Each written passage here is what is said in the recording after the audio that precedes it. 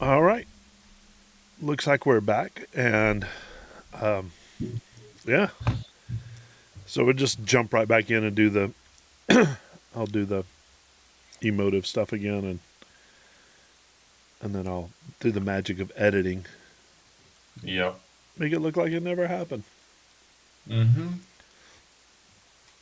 I want to give a huge shout out to Emotive in Mertztown, Pennsylvania.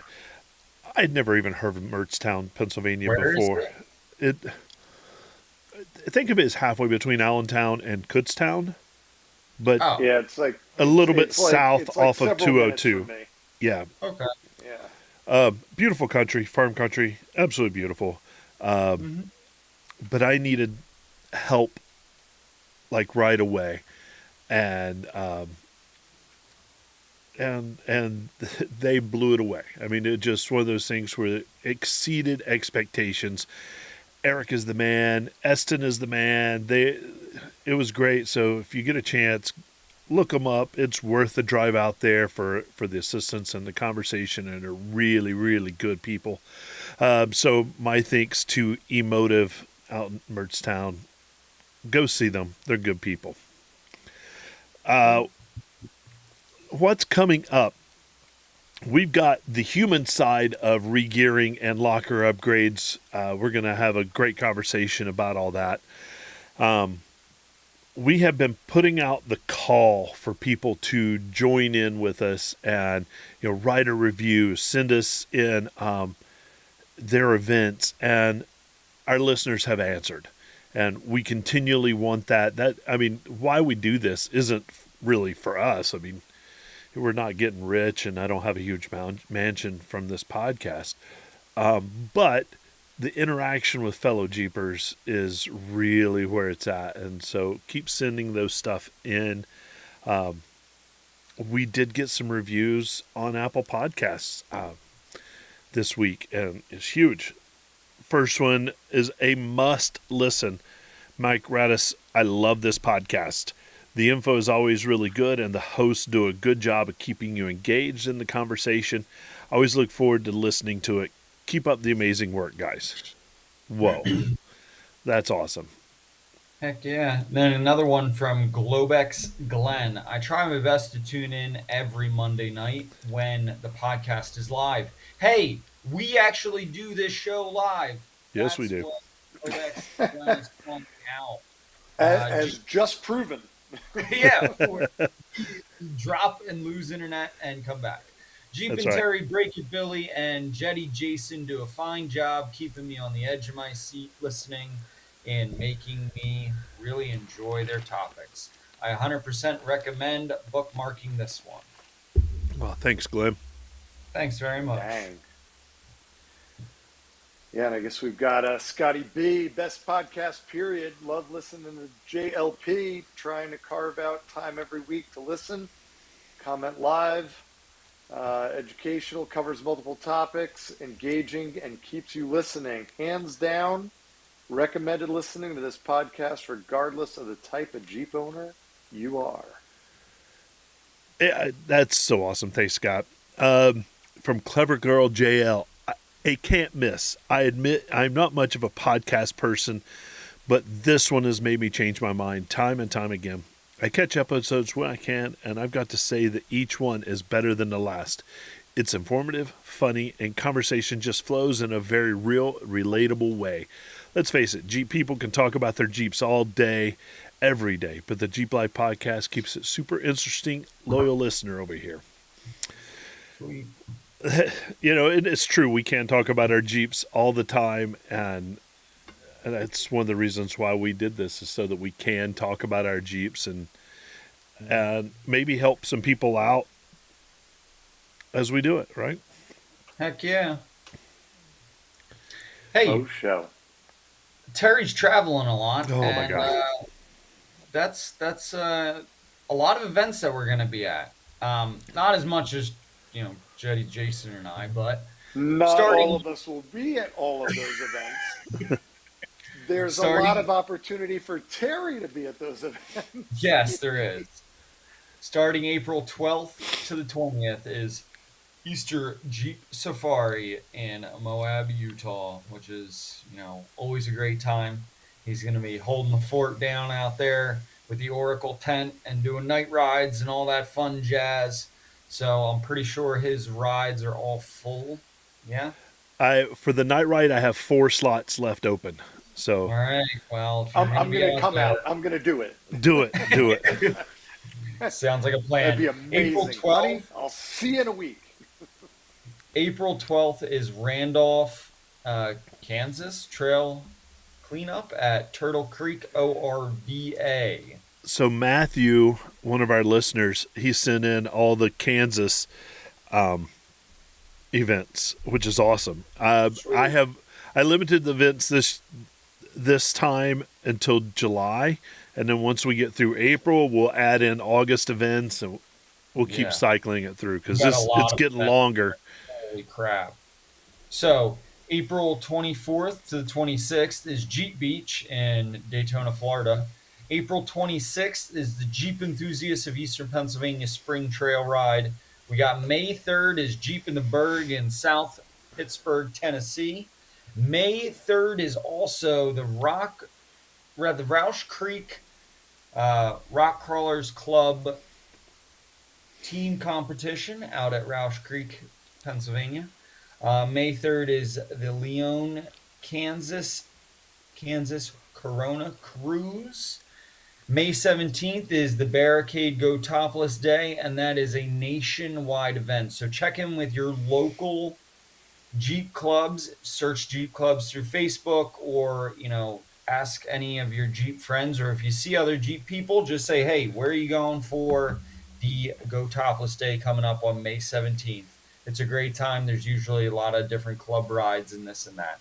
We're going to be hanging out with the Jeep Enthusiasts of Eastern Pennsylvania. As always, heading up to Mountain View Vineyard, Winery, Distillery, Brewery, all the above, hanging out with all our Jeep friends. June 13th to the 15th is Bantam Jeep Festival in Butler, Pennsylvania. Always a great show. It's the Heritage Festival out there, and they are going to be putting on the reenactments, and also it's a great vendor show. They have an invasion of Butler, Pennsylvania, which is an awesome time where you get to see all the Jeeps lit up at night, and it's a great time to walk and talk and see all the people down there. July 11th to the 13th is New Jersey Jeep Invasion, and that is in Wildwood, New Jersey. And as always, it's a great time hanging out. They have the vendor night on Thursday night, Friday, Saturday, and Sunday on the beach. They have all kinds of events going on. Oracle is also putting on a night light party in Cape May area. Yep. So if you're looking for that info, head over to Blinker Fluid Productions. You can get all their info, or just search New Jersey Jeep Invasion and you get all the information you need. July 18th to the 20th is PA Allbridge Jeep Fest in Carlisle, Pennsylvania. And also, there are always more events going on in your area. So hit up the local clubs, search your area on Facebook, Instagram. Otherwise, I don't know if you need the newspaper, but look it up, get involved, and have fun. Yeah, and if you've got an event you want to have on our list, make sure to send that to us. And our thanks to Matthew for sending that in. I think there were a couple others that sent in one-offs, but all the Kansas ones are in and done. I probably won't make it to any of those, but if you're in that area, make sure to do that. There are other things that you as listeners can do, and we ask that you do them, and that's to let other people know about them. Do a review of the podcast. It helps us. It helps other people find us. This week we had 4 reviews, and it was amazing to have those, and I appreciate people taking the time out of their life and doing that. Take 5 seconds and do it. It means the world to us, so we appreciate that. And then, Patreon. If you want to help support, Patreon is a great way to do it. Small monthly subscription to help us out. We do some content there, so please do that. We would appreciate it. Mm-hmm. Now, for our main topic. Jetty Jason, you want to bring us in on this one?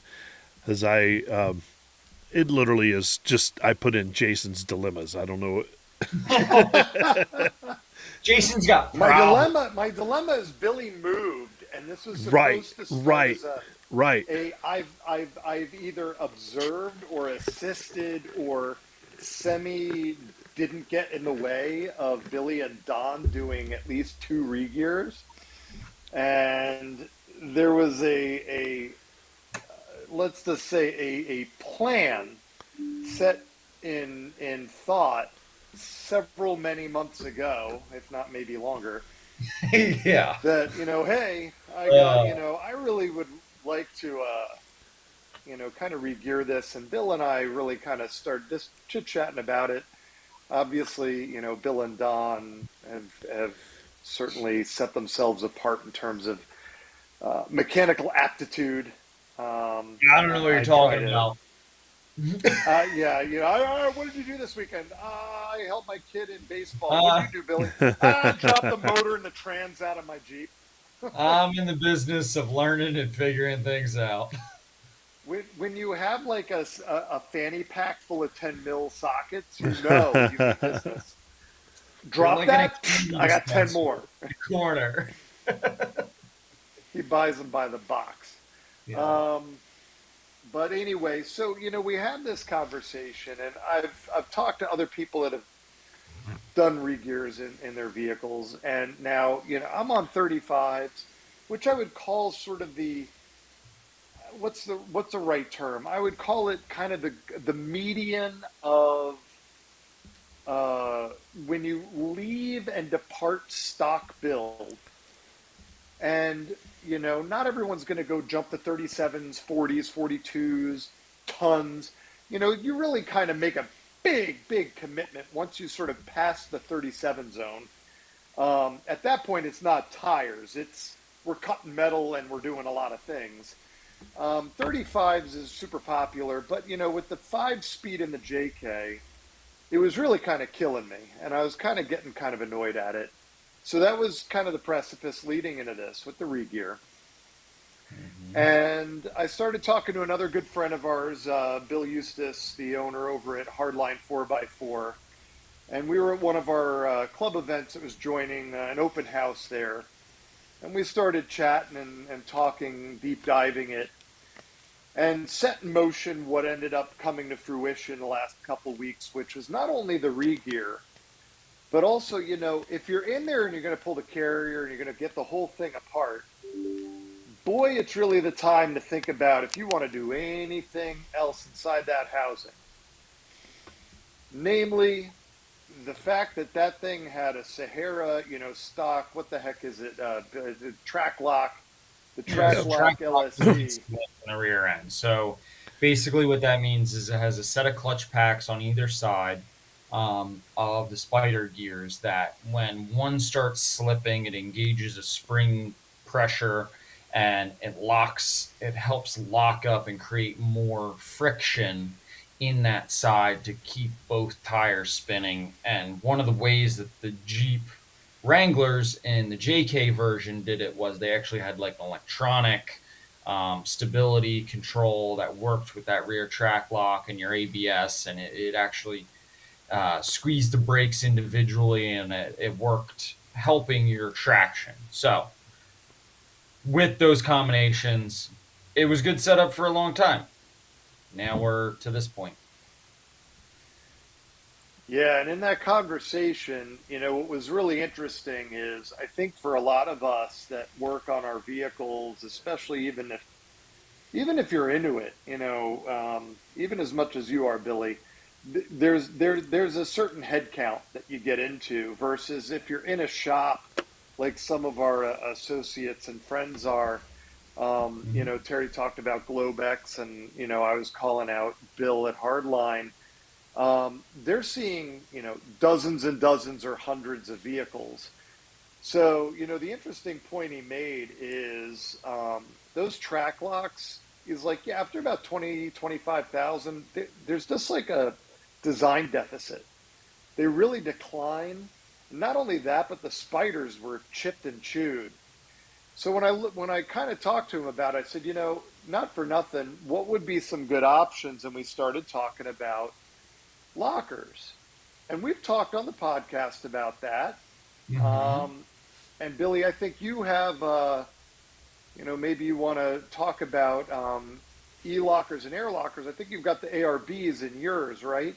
Yeah. So I mean, there's three different styles of lockers out there. There is um, I would say a torque locker, so that uses the force of the drivetrain to engage a box or some type of mechanism that locks the axle together. And usually, some of these lockers actually have a disengagement feature as you release the pressure. So, when you're going around turns, you can actually coast through turns a little bit better. And then there is the mechanically actuated locker. So that's whether it's by physical cable lever or air. That's the way that would be mechanically actuated, and then there's electronically actuated. So that uses an electrical signal to engage a set of e-magnets or magnets to engage or disengage the gearing inside the locker. So that's kind of generally the three different styles, and then obviously there's a fourth, which is just a spool. And a spool is just a The solid Lincoln link. Locker, just zap the Yeah. crap out of it. Well, No, yeah, it's just the yeah, the poor yeah, man's locker, permanent. yep. It's a Lincoln locker.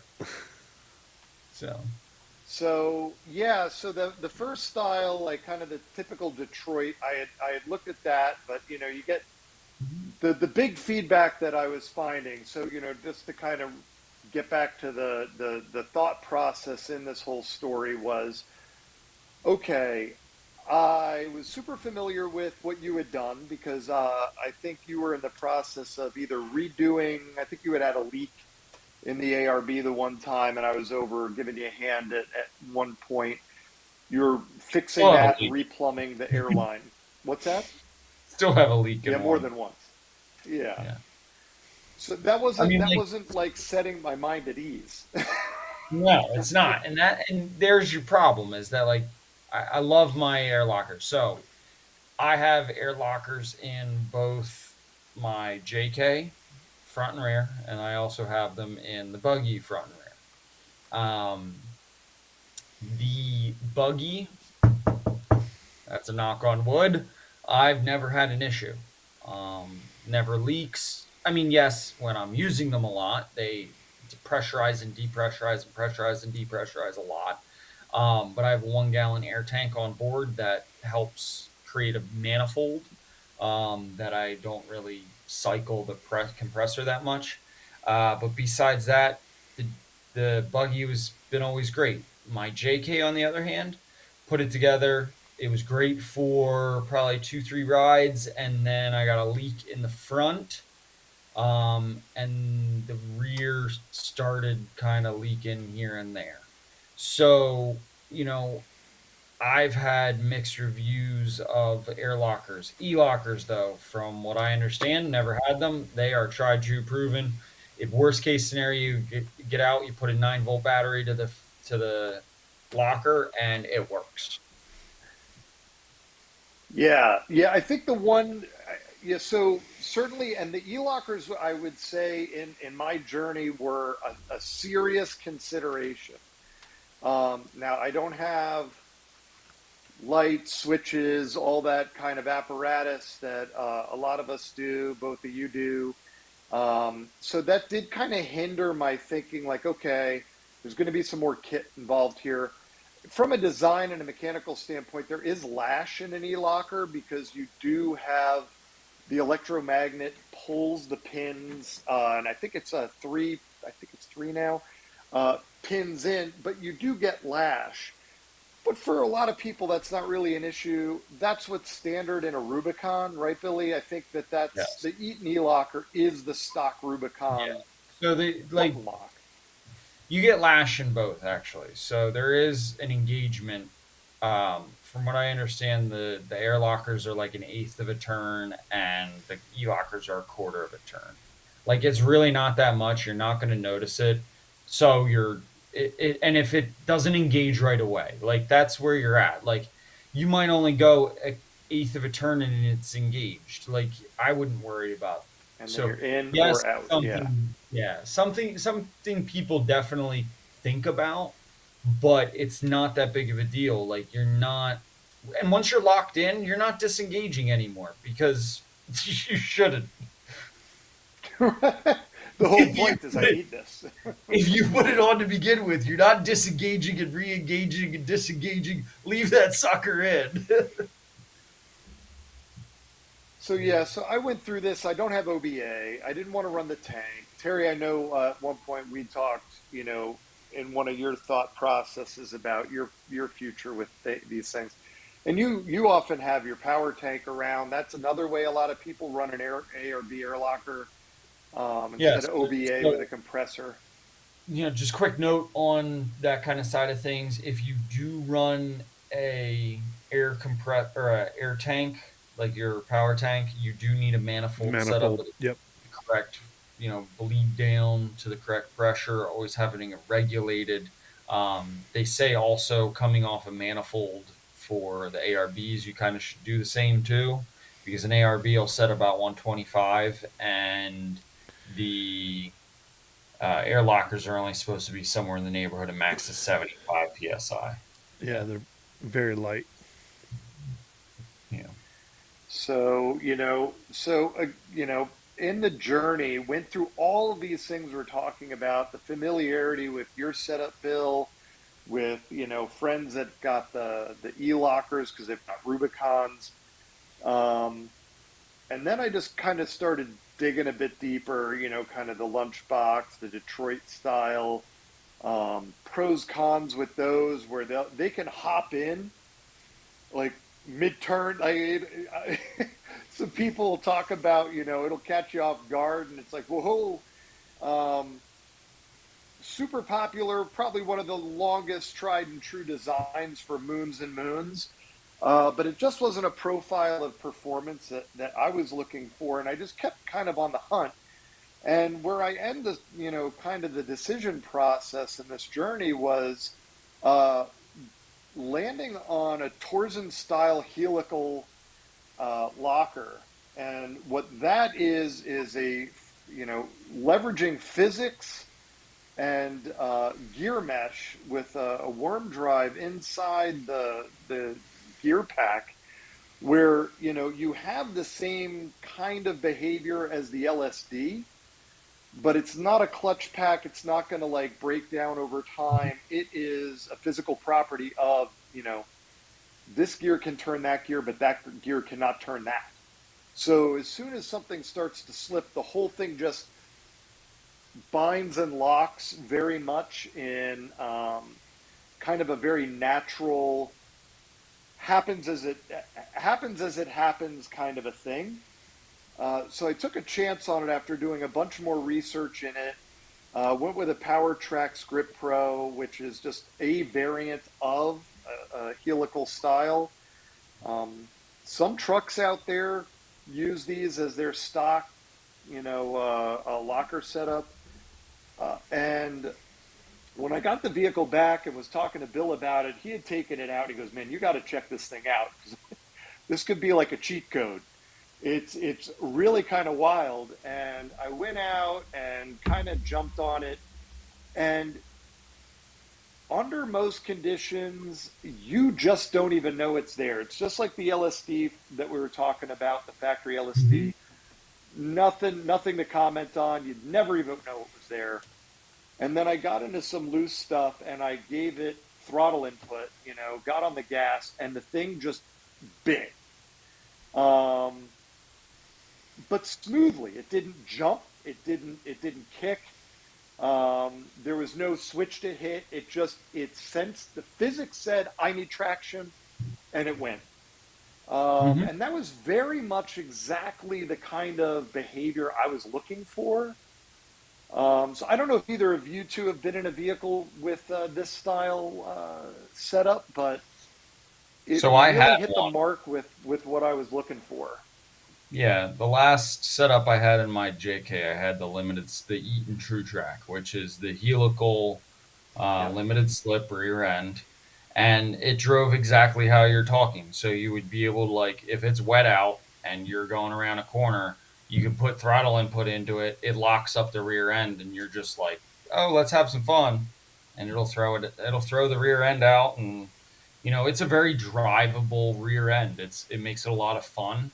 Um, Keep your e-brakes adjusted and correct, and off-road you will basically have a full-on locker.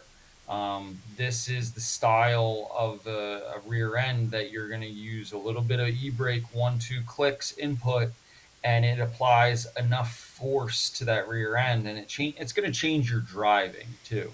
um, Yeah. in I didn't necessarily have it off-road that often. I only took it out like 2-3 times, but every time I did, it worked flawlessly. It was great. The physics behind it, they're they're correct. It's using helical gears to drive inputs and outputs, and yeah, makes sense. Yeah, and Bill was super helpful because not only our discussion, but then he connected me with one of his resources at East Coast Gear Supply, and Tom over there. He was fantastic. He was super helpful in a consultative kind of way. Talk through. He has had a few rigs, and he's had several different locker setups. Everything we've talked about. I described everything I've shared here with both you guys and our listeners, and kind of where my head was at, what I was looking for from a kind of a application standpoint. It's my daily driver.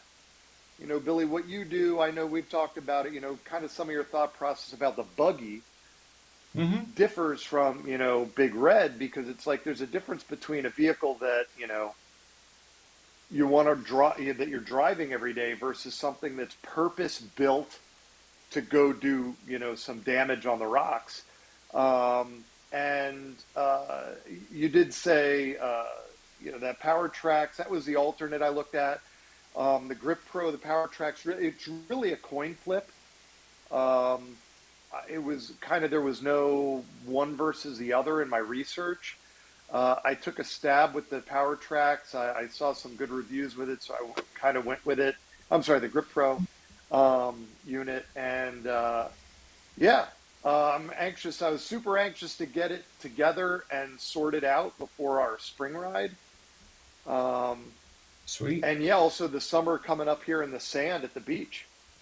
Yeah, that'll That work well. did you do front and rear or just the rear? I did do both because the re-gear had the whole thing apart. I think the only thing I stopped short on for sort of the penultimate check all the boxes was doing chromoly replacements for the front.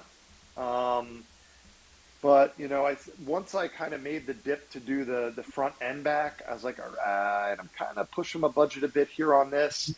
So I can always come back to that a lot simpler than a gear setup on a new carrier and getting that done correctly by somebody that's got the proper experience to do that right. Yeah.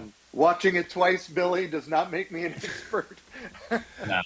So I wouldn't even call myself an expert, so. what gear ratio did you go with? So yeah, so on that one, and Bill will probably remember this. We bandied back and forth. I think it was between the 411 kit and the 456, and I went 456 from Yep. 321, which was because my Chief is essentially a Sahara, Yep. and that had 321s. Okay. So that's a step and change there from a 321 to a 456.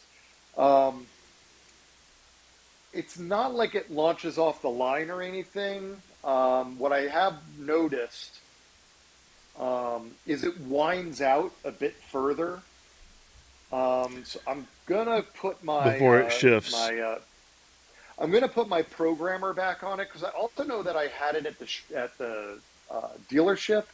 Sometimes they have a sneaky habit of like updating Resetting. and resetting an ECU. Yeah. So, So I I mean, have it's to check that. that's exactly. I went from the 320 3.2 to the 456, and I think that's a really good ratio. I think if you're going to do larger tires, then the 488s is a good step. I think Bill, you're at 488, right? And Back to 456. 456. Oh, You when thought it you was too put your tall new, going yeah, that way. yeah, Yeah, they were too tall. Th- I'm like schizophrenic about gears. So don't talk yeah. to me about that. All right. Well, you know, it Oh, was we'll not touch and that Steve subject. Zabo's out there. It's saying the 488s, but again 37s, and Bill, you have 37. So I think you can. I think Yeah, that's probably your line on a 37, right? it's and you can dance around there. That's the thing. So I was driving a lot more highway and longer distances, so I went 456. I went back to 456. 488s, I was running at like 2,700 RPMs at 70 miles an hour on the highway, and it ate gas. So Yeah, like yeah, going to the 456s, yeah, I think it made it a lot more drivable. It was a lot more fun. That's a whole nother episode, choosing gears, choosing your driving RPM and everything like that. So, but I mean, yeah, so it all comes down to what kind of style of driving you do. Where are you going to be putting the miles in? It's still your daily driver, or is it your weekend warrior? What is right. it? Right. And I think it's great that you consulted with Bill and a hard line. There's so many good shops. We're lucky that we have a lot of decent shops in our area that you can feel free to talk to. They're Jeepers themselves, right? And I know Bill. He, I mean, he's obviously in the business to make money, but he has open houses so that you can have access to him and talk to him for those things, and literally you call him up and ask his opinion. He's going to give it to you. He's going to give you a couple options to be able to make that happen. And I know the guys at Globex, I know Liquid Iron, I know other in the area will do the exact same thing, because it's not about selling something. It's about making sure you're happy with what you have. And I did the same thing. I debated between lockers and then I went with the Detroit True Track, and I love wheeling that thing with that. It changed a little bit on how I wheel, but I've become way more confident, and I know that it's a form of locker, right? Because it does get both of those rear tires to turn it the same way, and I guess I'll eventually do the same with the front. But it does give you really good road manners too when it comes to wet surfaces, or snow, or other areas that give little or less traction. I think it's a great way to supplement what you have. And I think it's an important point to make that when you engage with a shop, um, be open and honest with what you're looking to do. And I was I had already kind of started a conversation and discussion with Bill about this some time ago. So, I kind of picked that back up and said, I've been giving it thought. I talked through what I've shared here, what it's my daily, what my application, the behavior I kind of was looking for, the kind of wheeling that I was doing. No, I wasn't starting to build this thing out and to be, you know, a crawler and take it off the road. No, it's really my daily with a little bit of, intermediate level trail riding. And that's very helpful because, again, these folks aren't doing the one or two that some of us, garage guys are doing.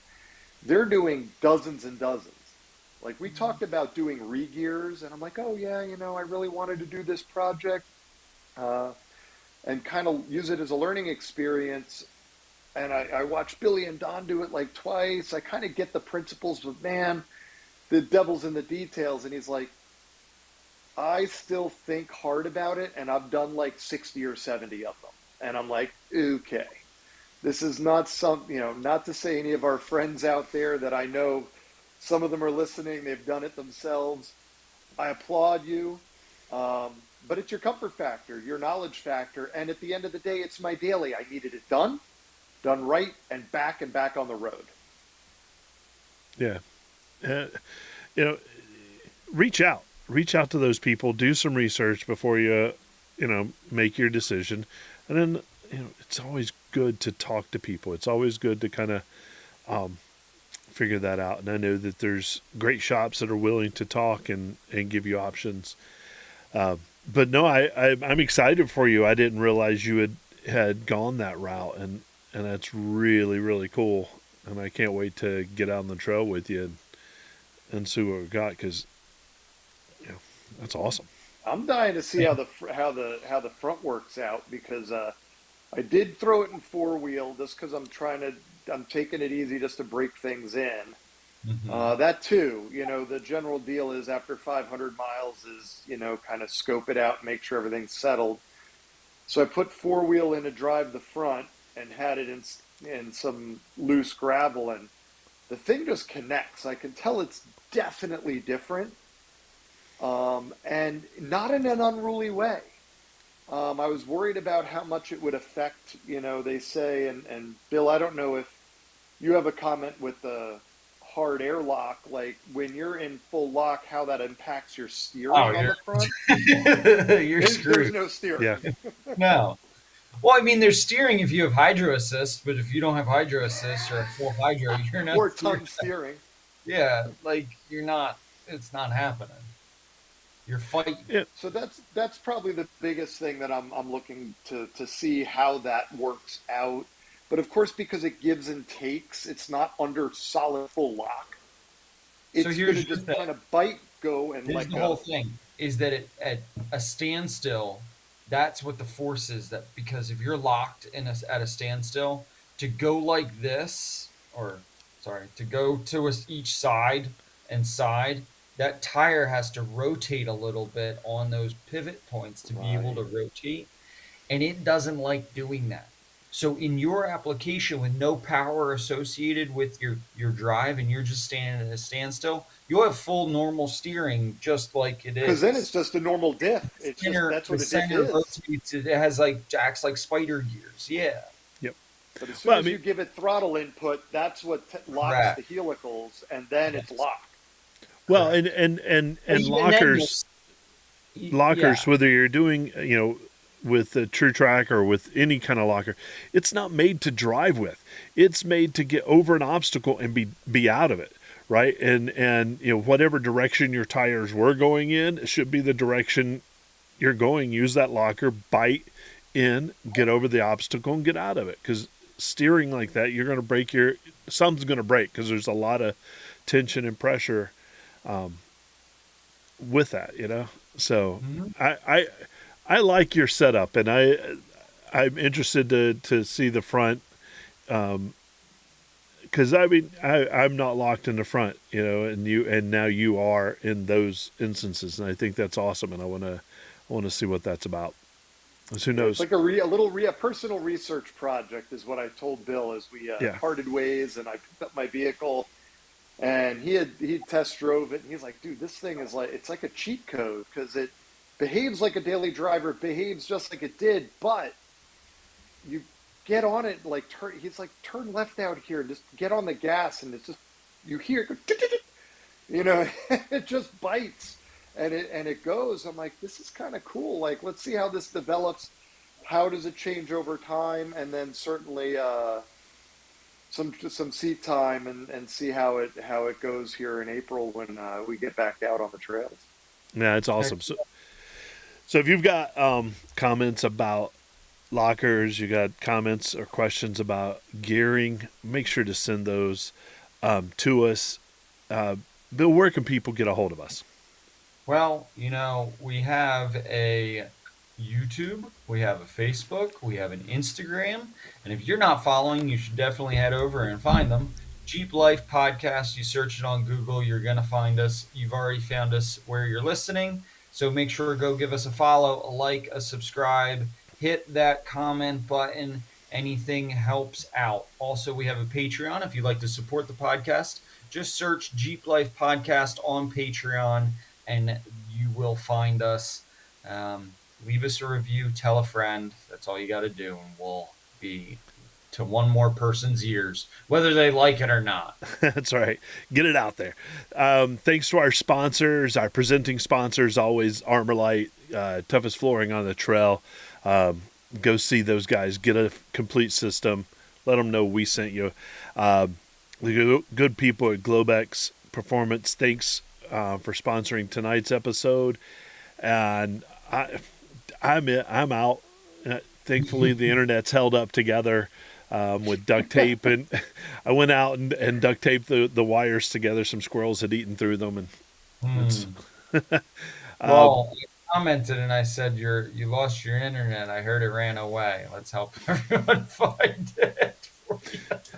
Yeah, for That's sure. what you get when you're still using dial-up AOL there, Terry. Yeah, he is to You make sure got nobody gets mail. on the phone because Terry's dialing up to the internet. You know me. You I'm got podcast. cheapster like me. Anyway, for Jetty Jason, Breaking Billy, I'm Jeep and Terry, and here's a big Jeep wave to you, everybody. Thanks, everybody, for listening and joining us and getting back on. Sorry about the interruption. You won't notice it in the post. Nope. Magic of editing. Dial up.